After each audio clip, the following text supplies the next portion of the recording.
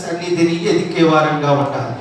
మహాజ్ఞాని అయిన సొలొమోను 3000 సామెతలను 1005 కీర్తనలు రాశాడు.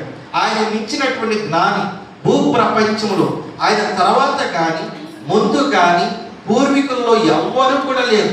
అటువంటి ప్రశస్తమైన జ్ఞానాన్ని దేవుడు సొలొమోను భక్తునికి ఇచ్చాడు. Praise the lord.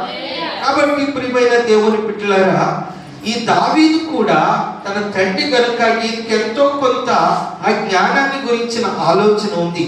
అందుకే 65వ వచనంలో 119వ కీర్తన 65వ వచనంలో, యెహోవా నీ మాట చొప్పున నీ సేవకునికి మేలు చేసి ఉన్నావు, నేను నీ ఆజ్ఞయందు నమ్మిక ఉంచున్నాను, మంచి వివేచన మంచి జ్ఞానము నాకు నేర్పుము. ఏం కావాలండి? వివేచన అంటే ఆలోచన శక్తి.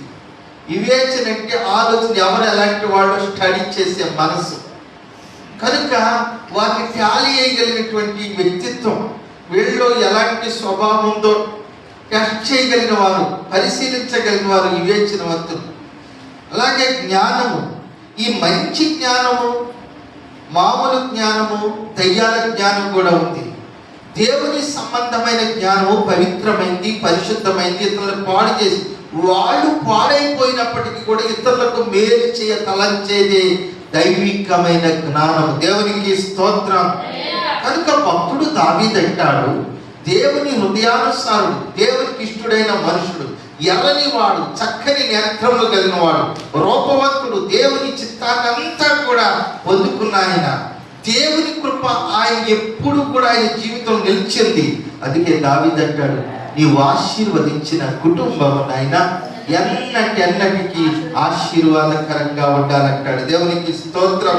కనుక మనం ప్రార్థించేటప్పుడు, దేవుని సన్నిధిలోకి వచ్చేటప్పుడు మనం ఏమని ప్రార్థన చేయాలంటే, ప్రభువా నీ జ్ఞానం నాకు కావాలి, నీ తెలివి కావాలి.